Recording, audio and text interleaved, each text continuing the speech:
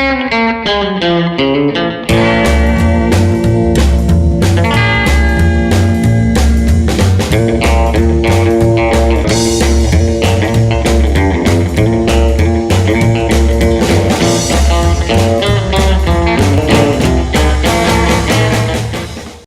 días, familia, nuevo episodio de Viagro Podcast. Hoy hemos cambiado de ubicación, estamos en Murcia con Antonio Montserrat. Muy buenas, Antonio. Muy buenas, vosotros. Familia, Antonio Montserrat, responsable de protección de cultivos de aquí del centro IMIDA, en Murcia. Y bueno, Antonio, vamos directamente al grano, que si no se nos va la tarde. Sabemos, Antonio, que llevas líneas de investigación bastante, o sea, son problemáticas al final que nos hacen bastante daño en los cultivos. ¿Cuál es la línea de investigación que ahora mismo llevas con la que estás haciendo más hincapié? Bueno, normalmente los investigadores suelen centrarse en una línea o en dos líneas. Ya le he liado. En mi caso, yo vengo de sanidad vegetal, que tengo una visión un poco más amplia de lo que es la sanidad vegetal, y trabajo en diferentes líneas de investigación. Ahora mismo llevamos un proyecto con los virus del tomate en plural, porque son muchos los virus que están interactuando entre ellos. El virus rugoso ha llegado a complicar la situación que teníamos, pero tenemos otras cosas que nos preocupan bastante. Trabajamos también en almendro con una plaga muy específica, que es la avispilla del almendro, que es una plaga que está en expansión en toda España, ha llegado también a la zona de Granada, sabemos que está por ahí. Estamos trabajando con plagas que antes eran secundarias, como son el tigre del almendro, que era una plaga que, bueno, pues que con mirarla se moría, pero hay que mirarla. Y actualmente casi no se miran las plagas. Ya no. Y el problema es que, bueno, pues van cambiando también condiciones, por ejemplo, climatológicas, que permiten que haya un mayor número de generaciones o que permiten que la tasa de supervivencia invernal sea superior a lo que era hace unos años. Y se está notando claramente la proliferación de determinadas plagas. Y nos encontramos también, bueno, yo llevo también otras líneas con ácaros, por ejemplo, bueno, eriófidos, tanto en tomate con basates como en ciruelo con el ácaro de la galla de la ciruela, que es un problema también importante y que cuando se conoce se puede combatir con relativa facilidad. Pasa lo mismo con la avispilla del almendro. Son plagas que si se conocen se pueden establecer estrategias que suelen ser bastante eficaces. Otra cosa son ya los virus, que eso se complica mucho más.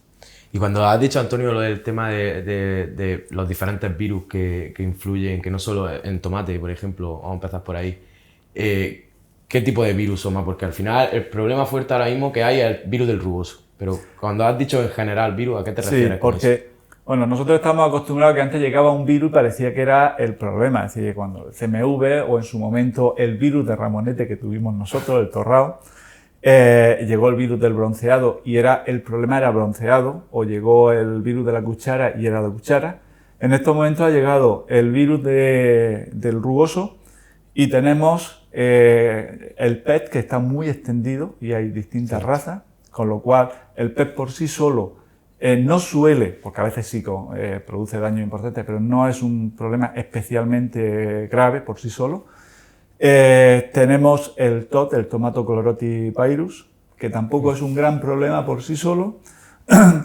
Tenemos sospechas de que al menos desde 2010-2011 estamos conviviendo con un virus que no se había descrito hasta 2015, que es el Blotchy, el virus que estaba relacionado con basates, y que ahora conviven junto con rugoso. De hecho, los análisis que hacemos nosotros de las parcelas que hay problemas de rugoso, lo normal es que aparezcan 3, 4 o 5 virus diferentes. Es decir, las plantas no suelen tener solo rugoso. ¿En la misma planta? En la misma planta. Y de hecho, cuando hacemos nosotros nuestros trabajos de investigación, muchas veces nos planteamos, o al principio nos planteamos, ¿qué hacemos? ¿Cogemos solo rugoso o cogemos el mix que nos encontramos habitualmente en campo? Claro, si trabajas solo con rugoso, estás viendo unos resultados. Si trabajas con la combinación de varios virus que están interactuando, que unos no son letales, pero sí que producen un estrés a la planta, como si fuera, por ejemplo, pues un estrés térmico. Entonces agudizan los daños. Y al final solemos trabajar con el mix que aparece de forma natural en campo, que lleva una o dos cepas del PET, más el TOP, y a veces algunos de otros de los virus que hay como secundarios. Wow. La verdad que no veas. Hombre, estamos acostumbrados, el que al final no está tan metido a nivel de investigación, está acostumbrado a escucha el rugoso, Claro. me ha dado este virus, me ha dado otro. Pero no sabes que al final puede, que a lo mejor el pez o el blotching, como tú hubieras dicho, no actúa no hace tanto daño, pero cuando se combinan, Claro. sí es verdad Y que... uno de los problemas que tiene es que, por ejemplo, cuando se está trabajando con resistencias, y hay resistencias altas al rugoso y resistencias intermedias, esas resistencias tienen un comportamiento que puede ser relativamente aceptable o bueno en algunos casos, cuando la presión no es excesiva, es decir, que en unas determinadas condiciones, pero cuando hay un estrés que están generando otros virus con los que está interactuando, Claro, o cuando hay un estrés, por ejemplo, de altas temperaturas, que eso nos hemos encontrado periodos con temperaturas muy altas día y noche durante un periodo prolongado de tiempo, bastante de semanas, y eso genera un estrés a las plantas que hace que cambie todo el metabolismo y que la agresividad de algunos problemas, como son los virus, se incrementen. Y enfocándonos un poco más a campo y el agricultor, ahora que estamos empezando la campaña del tomate, ¿qué recomendaciones le haría a los agricultores a la hora de empezar con tomate? Mira, yo siempre digo que a perro flaco todos son pulgas. Si uno prepara bien sus parcelas, hay una técnica que es la más fácil y la más eficaz cuando tenemos un periodo adecuado, que es la solarización, que reduce enormemente la presencia o los niveles de inóculo de algunos virus. En el caso de rugoso es muy persistente y es capaz de aguantar, pero con niveles ya mucho más bajos. Pero es que nos vamos a cargar otros virus que pues ¿Hay persisten en el datos suelo. de ese tiempo que... De Sí, hay muchos datos. Lo que pasa es Pero que... no te los puedes dar. No es que no los pueda dar, sino que esto es muy variable. Entonces, depende mucho de cuánto sube la temperatura, cuánto baja, durante cuánto tiempo. Sabemos El tema que... de solarización te refieres. El tema, Sí, la persistencia del virus. Sabemos que en la estructura, en lo que queda son también. los soportes inertes, la persistencia del virus es relativamente corta según nuestra experiencia, y hay bibliografía que habla de que son de muy pocas semanas o días, y hay otra que te habla de que puede ser de varios meses. Nuestra experiencia es que a partir de unas pocas semanas el virus se mantiene casi exclusivamente en los restos vegetales. Y los restos vegetales, trozos de raíz estos, no te los puedes quitar. Claro, no, Y eso cuando queda. hace una desinfección no vas a llegar a ella. Entonces, la única solución ahora mismo es intentar bajar al mínimo posible el nivel de inóculo, de rugoso y de todas las otras cosas que pueden generar el estrés que hace que los síntomas sean más agresivos. Después, una solarización te va a quitar todo el tris que pueda haber en el suelo.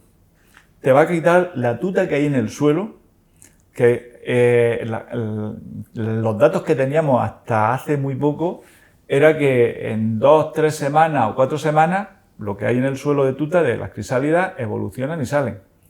Sí, ¿no? Las experiencias nuestras, que hicimos unas experiencias a raíz de que estábamos viendo cosas raras, de que siempre aparecían parcelas en las mismas zonas donde estaba afectado, de que después de tenerlo súper limpio durante 2 o 3 meses volvía a aparecer en el mismo sitio. Hicimos unas pruebas, que tenemos ahora otras muy parecidas, para confirmarlo, y es poner unas trampas en el suelo, que es una especie de trampa de 5 metros de largo por 1 de ancho y 80 centímetros de altura, en el cual vamos poniendo trampas adhesivas para ver si sale tuta del suelo. Y después de 7 meses encontramos que sigue saliendo tuta del suelo. Es decir, el 98-99% de la población sale antes de las 4 semanas, de las 3-4 semanas. Tiene el máximo entre 1 y 2 semanas. Pero después hay un pequeño remanente que va evolucionando muy lentamente, lo cual garantiza que siempre va a tener tutas si no hace algo que elimine todas las crisálidas del suelo, como es la solarización. Y hemos visto también cómo el Helicobacter se mete en el suelo, crisalida, y puede persistir durante bastante tiempo. Entonces, es una cosa fundamental. Es fundamental. El problema que yo veo también a nivel genérico como agricultores, yo lo veo a nivel técnico y es que no hay una solarización bien hecha en la mayoría de los casos. Entonces yo también creo que los agricultores, ya es un mensajillo que lanzo al aire, que también se deberían de concienciar en una buena desinfección, un buen plástico, en unas buenas condiciones. Pero bueno. No, eso estoy de acuerdo, porque la solarización cuestan dinero los plásticos, cuesta mucho trabajo colocarlos, y más los días de calor, y hay que saber ponerlos, porque el tener unos resultados muy buenos o unos resultados mediocres depende de pequeños detalles, depende de cómo humedeces el suelo, si has dejado muchos restos o no, aunque se pueden desinfectar también con la solarización, depende si has dejado algunos escapes que son de gases y de la humedad que hay en el suelo. Entonces, al pillar un plástico en el otro, no los postes, las pequeñas roturas que hay, tú puedes conseguir unos resultados espectaculares, pero si no lo haces bien, no vas a ser. No lo consigues. Y después tienes que tener en cuenta que hay un efecto de borde, por lo menos de 70 a 80 centímetros, que no lo vas a desinfectar bien. Entonces, hay que tener mucho cuidado de sacar los plásticos fuera del invernadero cuando se pueden levantar las bandas, o no plantar en esos primeros 70 a 80 centímetros, que esa última planta es la que al final se infecta de virus y a partir de ahí se transmite. ¿A qué te refieres con borde, Antonio? En los bordes de los invernaderos. En el cerca, sí, vale. La última planta de la línea siempre es la problemática. Sí, nosotros siempre con la idea de aprovechar el máximo de los metros. Claro. Como decimos nosotros, la orilla. La orilla. Pues sí. las orillas suelen ser un problema porque hay normalmente la peor desinfección está junto a algunos postes que tienen alguna rotura o en los bordes, en la orilla. Mucha gente, a mí me lo dice, muchos agricultores dicen, mira que lo he hecho bien este año, que te igual, pero la orilla, digo, es que queremos poner donde no se puede. Entonces, la orilla dice, yo digo, si tú has puesto 400 plantas en la hilera y te dejas las dos últimas sin poner, olvídate, que esas dos plantas es que no te van a dar frutos, te van a dar nada más que problemas. Nada más, de verdad. Sí, es verdad. Eso estamos hablando de inicio de campaña y si el problema te empieza ya de medio de cultivo en adelante, ¿qué podemos hacer? Lo tenemos muy complicado. Es decir que, vamos a ver. Soluciones mágicas no hay. Es decir, tú tienes que hacer una buena preparación de la parcela, dejar el máximo tiempo, hacer una buena solarización, coger plantas de garantía. Si tú has tenido un problema importante, búscate una variedad con resistencia, a ser posible. ¿La hay, Antonio? Las hay. ¿Hay resistencias que...? El problema que tiene ahora mismo la variedad con resistencia es que todavía no están lo suficientemente seleccionadas para nuestras condiciones para que den las calidades y las producciones que estábamos acostumbrados para nuestros mercados. Entonces, algunas tienen problemas de post-cosecha, otras, pues bueno, en determinados sitios no se conoce muy bien el comportamiento agronómico y pues el tipo de manejo de la planta, si hay que quitarle algunas flores para que los ramilletes no sean tan largos, si hay que abonar de una manera o de otra, si hay que hacer las podas o los entutorados de una determinada manera, todavía no se conocen bien. Entonces, ese es el problema. Es decir, que esas variedades, por supuesto, van a ser el futuro. Sí, no, claro. Pero ahora mismo no son la solución para muchos agricultores. No, si la solución es lo como bien has dicho al principio, tener una limpieza idónea, empezando por la solarización y mantenerlo, pues por ejemplo, hay mucha gente que no mira eso, se mete de una finca a la otra sin protección, sin cambiarse de ropa, de calzado, las herramientas de un lado para otro, y al final eso es ahí donde vienen los problemas. Pero bueno, entonces hay que arrancar, Antonio, si te da... Nosotros no somos especialistas en tomate, partiendo de esa base, somos de la rama del pimiento, entonces... Quizás ese problema no lo tenemos tan interiorizado, pero tan trágico es... Yo tengo claro que quitar las plantas virosadas, si la plantación es muy joven y aparece alguna, la quitaría. El problema es que a partir de cierto momento las contaminaciones son exponenciales, cada vez son más rápidas. Cada vez son más. Y tiene un periodo que es asintomático, pero que la planta es infectiva. Es decir, que aunque tú quites las plantas con síntomas de virus, va a haber plantas que no lo manifiestan y no lo vas a quitar. Pero las tiene. Pero lo tiene.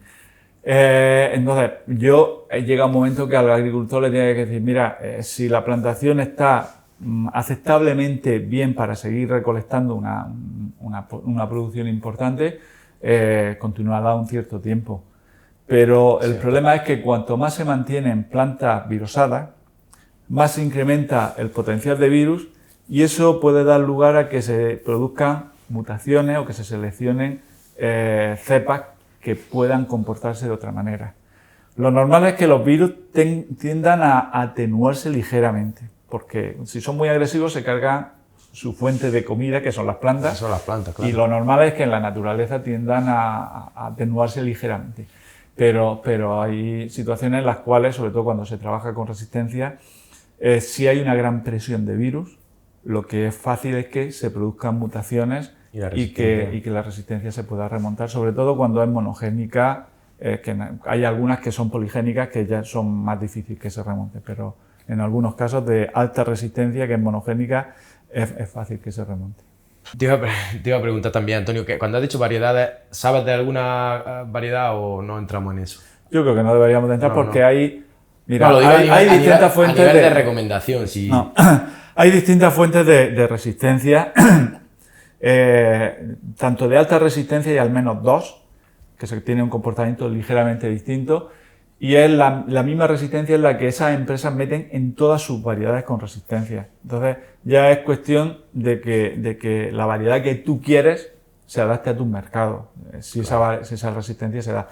Y después hay variedades con resistencia intermedia, que la diferencia es que la alta resistencia suele multiplicar muy poco el virus y además es muy difícil que haya transmisión de esas plantas a otras plantas sensibles. Pero ¿colaboráis con las empresas de semillas y Limida buscando alguna solución en el desarrollo de semillas?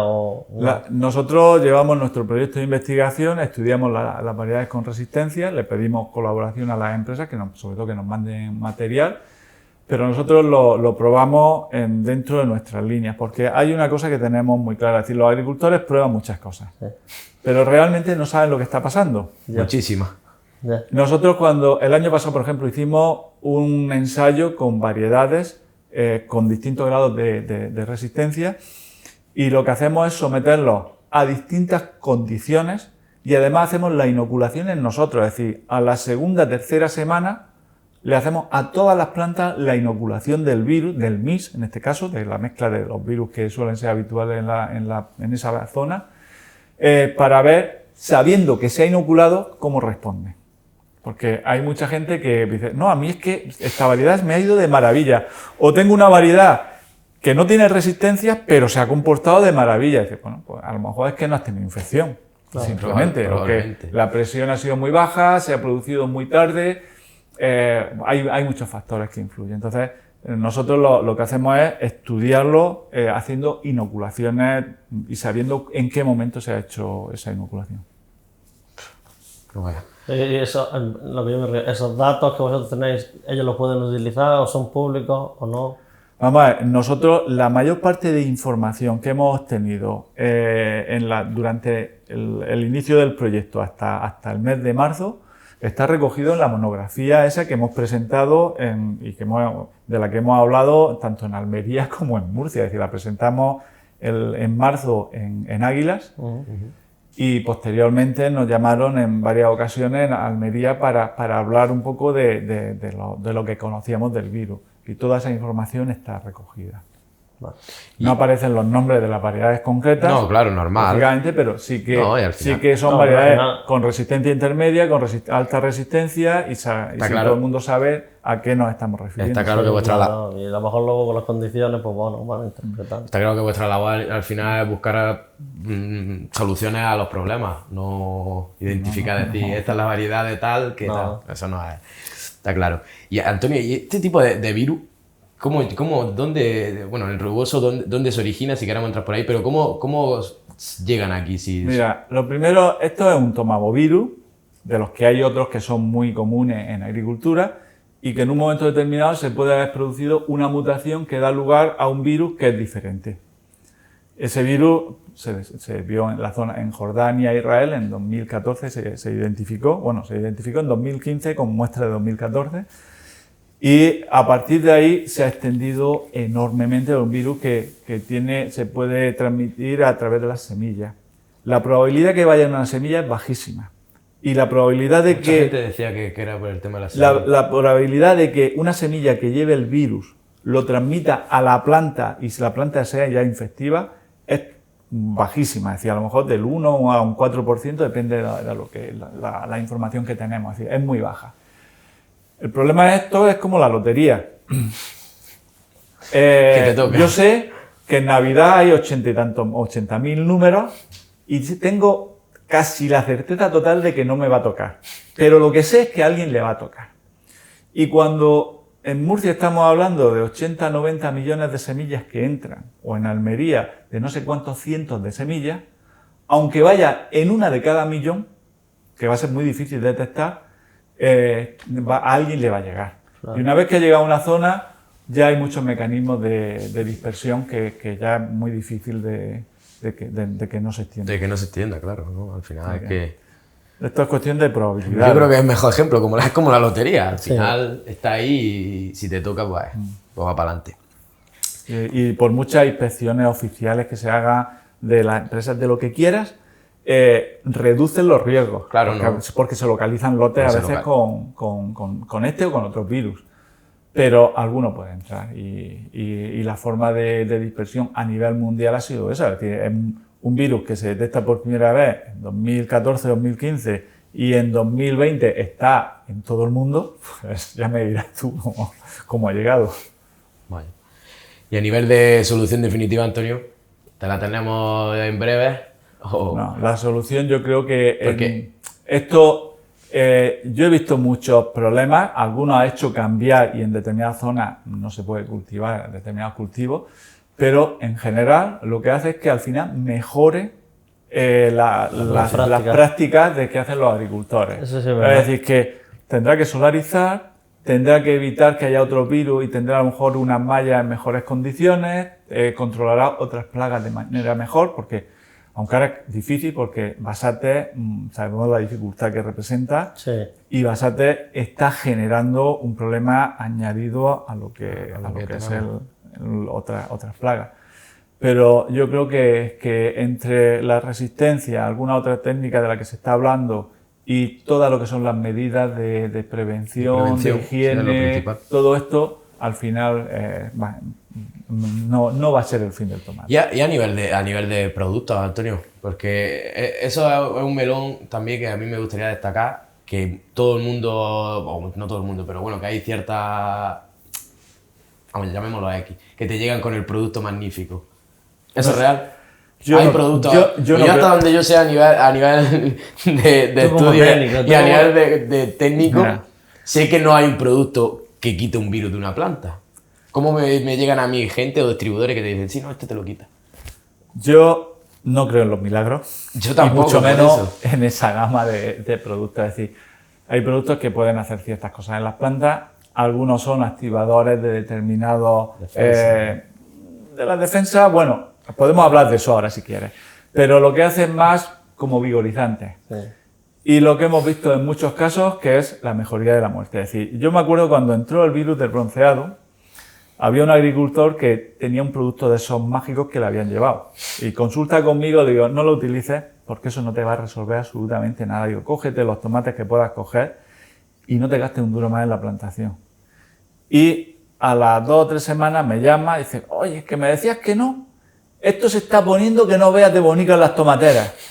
Claro, le metes con micronutrientes, hormonas, no sé qué, la planta parece que estira y después me llama y dice, oye, que tenía razón, que ha sido la mejoría de la muerte.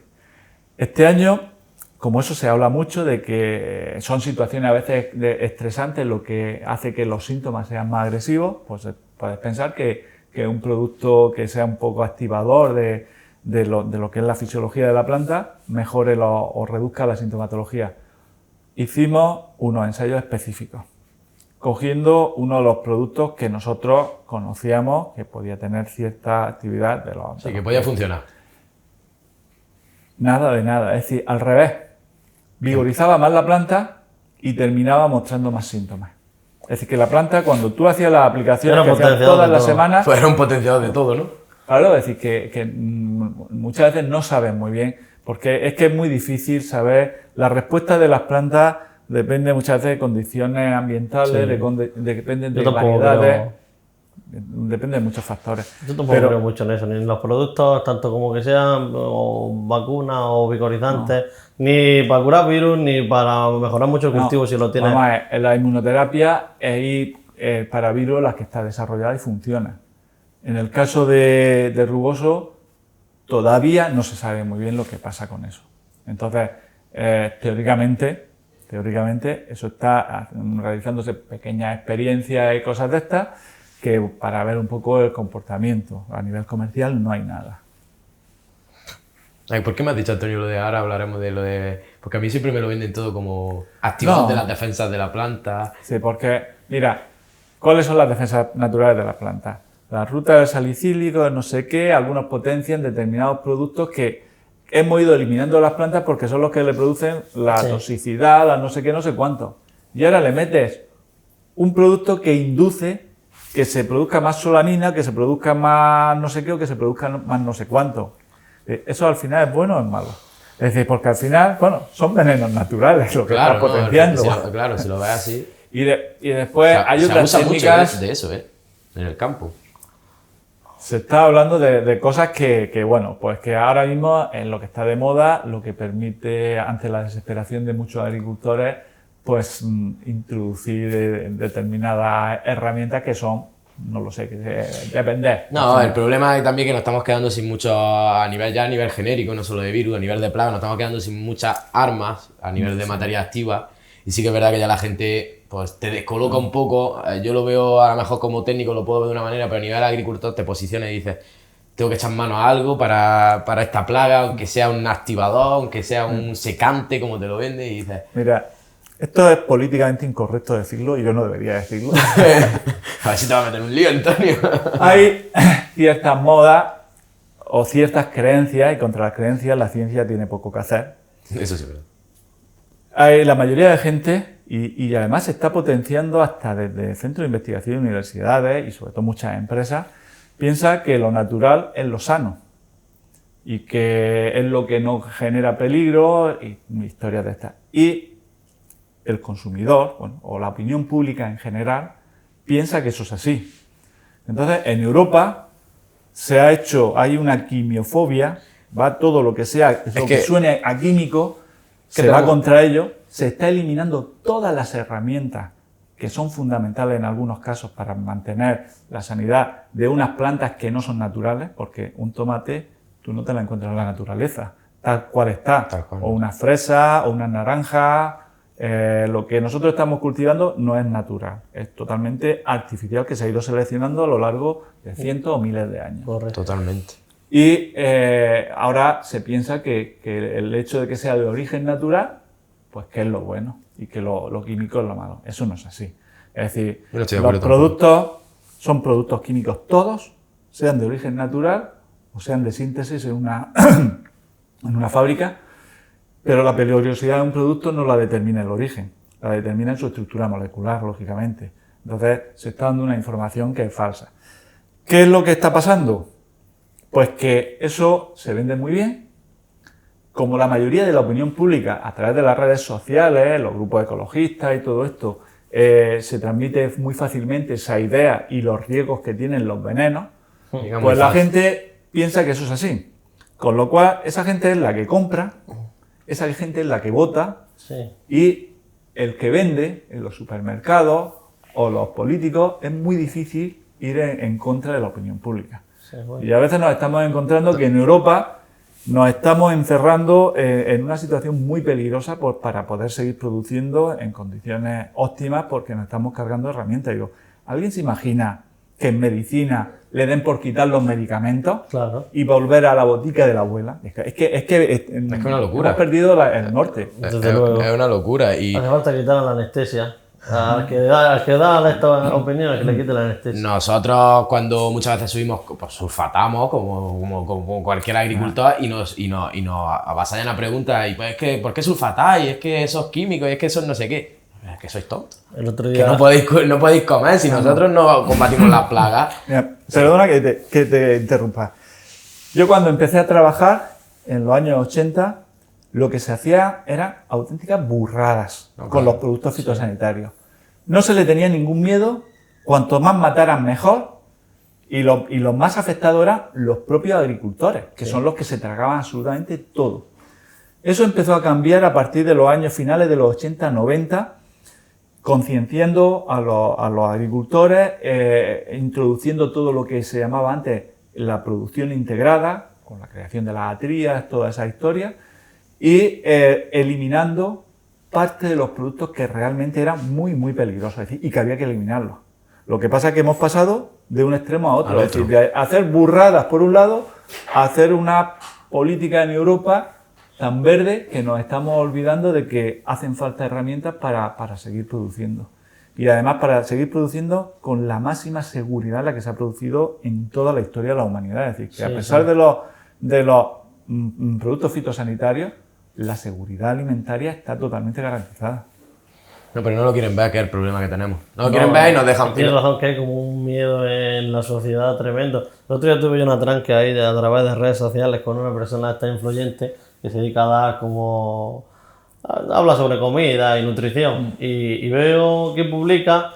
yo hace tiempo que dejé de recomendar vegetales porque los vegetales que tenemos aquí, no sé qué, tienen muchos químicos y muchos pesticidas. Digo, ¿pero qué está hablando? Pero si es que no tienes ni idea de lo que está hablando, ven para acá que te enseñe yo los pesticidas que tiene esto y cómo lo cultivamos.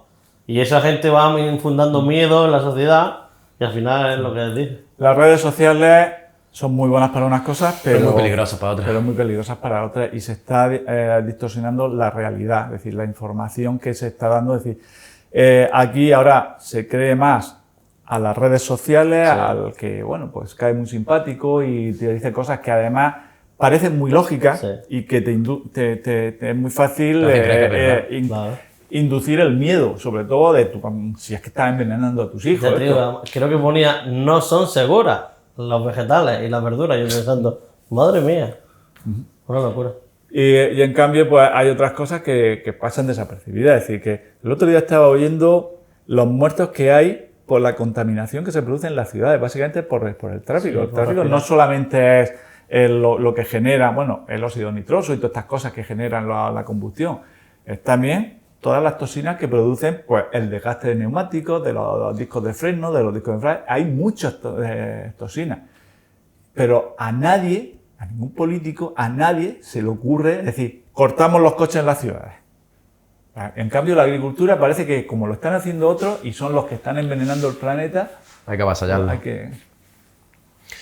Que no, que yo tengo una ligera esperanza de que haya un momento de lucidez por parte de políticos e instituciones y se den cuenta... Cuando las cosas se ponen muy mal, a lo mejor cambia, pero... No, y luego otra cosa que es influyente, y de hecho hemos hablado antes de empezar, que nos quitan herramientas, productos, materias y demás, y luego siguen apareciendo nuevas plagas, porque X productos, trasteriana raya y demás, y todo lo ecológico, como hemos hablado de los setos, que son muy buenos para unas cosas, pero luego te llegan otras plagas que la anida ahí.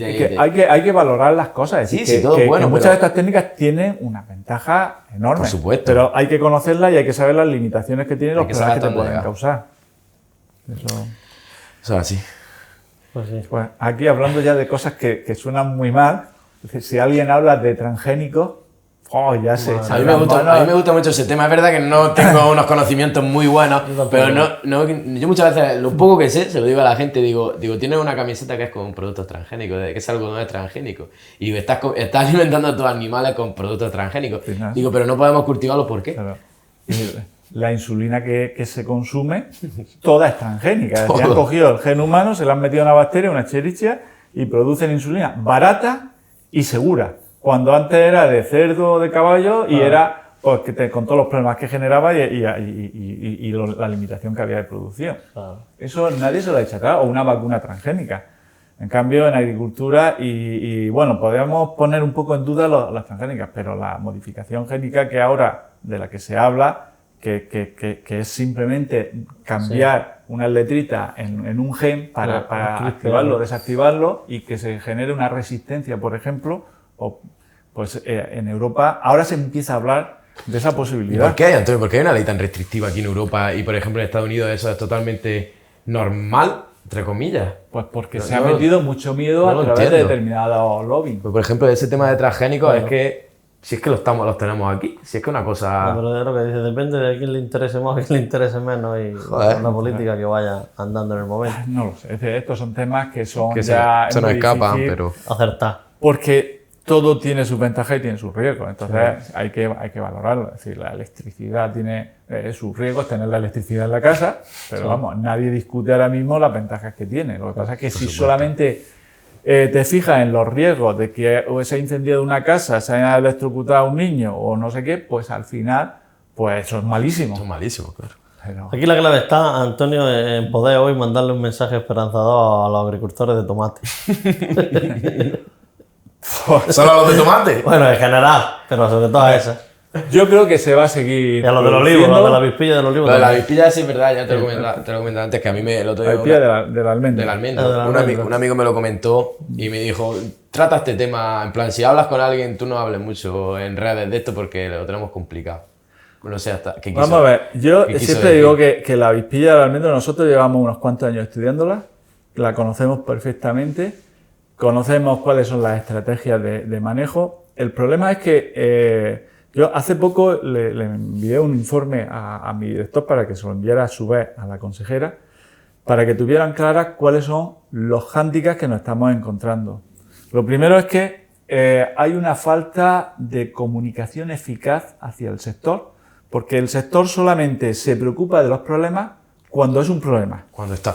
Y cuando le estás advirtiendo, mira, la vispilla del almendro empezó en la zona de Yecla-Jumilla. Bueno, en otras comunidades estaba ya. Se ha ido extendiendo hacia el Valle del Cajitán, hacia otra zona. Ha llegado ya al campo de Cartagena. Los niveles que hay en esa zona son anecdóticos, es decir, no saben que las tienen. Tú le dices que las medidas ahora mismo son muy sencillas, que cuando hagan la poda durante el invierno se den una vuelta por la plantación y los 4 frutos momificados que quedan en los árboles los quiten y los quemen y no va a tener plaga, nadie lo hace. Tú dejas esos 4 frutos, al año siguiente tienes 200 y al año siguiente tienes toda la cosecha dañada y entonces empiezas a correr. Ya con esa presión de plaga es difícil. Ahí vienen las madres mías, cuando ya está el problema. Y después hay otros problemas que se juntan, es decir, que ahí la agricultura está mal, hay poco cambio generacional, hay muchas parcelas que se quedan abandonadas y esas parcelas que se quedan abandonadas generan muchos problemas para los colindantes. Y en ecológico, las limitaciones de herramientas que tiene, pues hace que también sea difícil controlar alguna. Son zonas complicadas. Bueno, entonces yo creo que el mensaje tiene que ser un poco más genérico, ¿no? O solo... Sí, no, Pero bueno, era por yo creo, hemos centrado mira, el... Llegó la tuta, parecía que era el fin de... No, es otra plaga más. Han llegado toda una serie de virus y salimos y se va a seguir saliendo. Entonces yo soy optimista y además soy optimista en que las cosas en Europa ya han empezado a cambiar, es decir, que ya el año pasado las movilizaciones y tal, ¿hasta dónde vamos a llegar? Creo que empiezan a darse cuenta de que tenemos que tener herramientas y el disponer de productos fitosanitarios variados no significa que vaya a hacer más tratamientos, significa que los va a utilizar mejor y que vas a hacer posiblemente muchos menos tratamientos. De hecho, en parcelas que se utilizan productos de origen natural y esto, se requieren muchas más aplicaciones mucho más. Se necesita mucho más caldo y mucha más aplicación. Bueno, me acercáis un detallillo que te hemos traído, Antonio, que siempre lo damos a los invitados. No sé si has tenido... Bueno, tiene su caja. Tiene su caja, pero estaba... Vamos a ir concluyendo y queríamos traerte un detallillo por lo menos. Para que cuando Para tomes el que café, no pierdas estrés ahí, te tomes el alguna cafecillo. mañana que otra. Pues muchísimas gracias. No le hemos hecho la pregunta. Bueno, hazla ahora. Hacemos una pregunta muy absurda, Antonio, pero que no puede ser menos que no la hagamos, ¿eh? ¿Cómo te gusta la tortilla, Antonio? ¿Con cebolla o sin cebolla? A mí con cebolla. Y la hago con. Y con huevos transgénicos, con huevos transgénicos. Ya. Y huevos caseros y además grandes. Yo hago tortillas de 15 a 20 huevos. Antonio, son una tortilla, son una mega ¿Y que tortilla. son a lo alto o a lo ancho? No, grandes y gordas. De las que se quedan crudillas por dentro. Sí, poco bueno. hecha por dentro. Qué bueno. Esa hay que probarla el próximo día. No, y lo que pasa es que no hemos venido con mucho tiempo. Bueno, y el mensaje, como lo he dejado ya... El mensaje, bueno, ha sido más o menos... No, yo lo que sí que lanzaría un mensaje a los agricultores en general, que ante situaciones difíciles no busquen soluciones fáciles, que le ofrecen muchas veces empresas, personas que lo que aprovechan es esa situación de desesperación de muchos agricultores para incluir o meterles cosas que realmente no están contrastadas. Entonces creo que lo que tienen que es fiarse de las fuentes oficiales, de los servicios oficiales o de las empresas realmente serias. Que no se dejen caer en manos de cantos de sirena. No, y está claro. pasa mucho, familia, así que muy atentos a todo este tipo de indicaciones y a todos esos garraferos, como yo les llamo. Pues Antonio, vamos a concluir. Ha sido un placer y bueno, muchísimas gracias por dejarnos hacer esta entrevista contigo. Solo hemos hablado del virus de... No, desde luego, podríamos seguir, la verdad que sí. Preparamos otro siguiente programa con otro virus, porque si no, íbamos hay muchas plagas. Hay muchísimas. Pues nada. Familia, hasta la semana que viene. Nos vemos en otro episodio de Viagro Podcast. Hasta luego. Ha sido un placer estar con vosotros. Muchísimas gracias. Un placer de nuestro.